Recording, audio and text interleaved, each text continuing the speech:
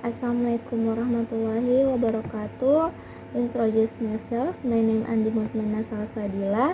NIM 1847441023. I'm from Makassar State University Elementary School Teacher Education. Oke, pada video kali ini saya akan mereview materi pembelajaran keempat, yaitu tentang penggunaan bahasa dalam KTI. Mata kuliah karya tulis ilmiah, penggunaan bahasa dalam KTI. Bahasa karya tulis ilmiah terdiri dari 10, yaitu yang pertama, baku. Baku berarti dalam karya tulis ilmiah menggunakan bahasa ilmu yang harus mengikuti kaidah-kaidah bahasa baku, yaitu dalam ragam tulis menggunakan EYD, ejaan yang disempurnakan, dan dalam ragam lisan menggunakan ucapan yang baku atau yang sudah dibakukan. Yang kedua yaitu denotatif, berarti kata-kata yang digunakan haruslah bermakna lugas dan tidak bermakna ganda.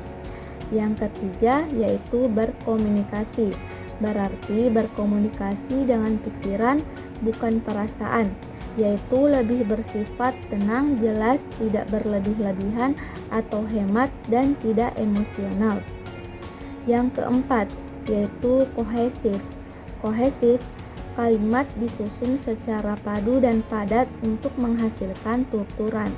Dalam hal ini, kohesi adalah hubungan antar kalimat di dalam sebuah wacana, baik dalam strata gramatikal maupun dalam strata leksikal tertentu. Selanjutnya yaitu yang kelima adalah koheren, yaitu adanya hubungan atau keterkaitan antara paragraf dengan judul tulisan atau adanya hubungan kalimat-kalimat penjelas dengan kalimat topik dalam suatu paragraf. Selanjutnya yang keenam yaitu mengutamakan kalimat pasif. Mengapa bahasa karya tulis ilmiah lebih mengutamakan kalimat pasif? Karena pada dasarnya karya tulis ilmiah merupakan tulisan yang membahas ilmu pengetahuan dan disusun secara sistematis dengan menggunakan bahasa tulis sebagai media. Bahasa tulis identik dengan penggunaan kalimat pasif di dalamnya. Jika sebuah karya tulis ilmiah disusun dengan mengutamakan kalimat aktif, maka karya tersebut merupakan hasil percakapan yang mencerminkan karya tulis non-ilmiah. Yang ketujuh yaitu konsisten. Konsisten dalam segala hal, misalnya dalam penggunaan istilah, singkatan, tanda-tanda, dan juga penggunaan kata ganti diri. Yang kedelapan yaitu logis. Logis, ide atau pesan yang disampaikan melalui bahasa Indonesia ragam ilmiah dapat diterima akal. Adapun dalam bahasa karya tulis ilmiah mempunyai syarat kebahasan, yaitu yang pertama baku. Baku yang telah saya jelaskan tadi yaitu struktur bahasa yang digunakan sesuai dengan kaidah bahasa Indonesia. Baku baik mengenai struktur kalimat maupun kata.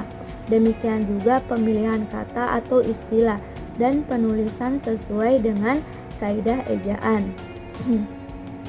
Yang kedua yaitu logis, ide atau pesan yang disampaikan melalui bahasa Indonesia ragam ilmiah dapat diterima akal. Yang ketiga yaitu kuantitatif, yaitu keterangan yang dikemukakan dalam tulisan dapat diukur secara pasti. Selanjutnya yang keempat yaitu tepat, yaitu tepat, ide yang diungkapkan harus sesuai dengan ide yang dimaksudkan oleh penutur atau penulis dan tidak mengandung makna ganda. Selanjutnya yaitu denotatif, berarti kata yang digunakan dipilih sesuai dengan arti sesungguhnya dan tidak melibatkan perasaan karena sifat ilmu itu objektif. Dan selanjutnya yaitu ringkas, berarti ide dan gagasan diungkapkan dengan kalimat pendek sesuai dengan kebutuhan. Pemakaian kata seperlunya, tidak berlebihan, tetapi isinya bermakna. Selanjutnya yaitu runtut. Runtut berarti ide diungkapkan secara teratur sesuai dengan urutan dan tingkatannya, baik dalam kalimat maupun dalam paragraf. Nah, kesimpulannya, bahasa yang digunakan dapat dikatakan baik jika maksud yang diungkapkan dapat dipahami dengan tepat oleh orang yang menerima bahasa tersebut.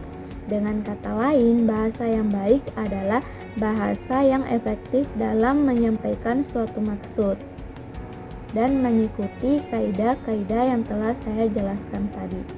Terima kasih. Assalamualaikum warahmatullahi wabarakatuh.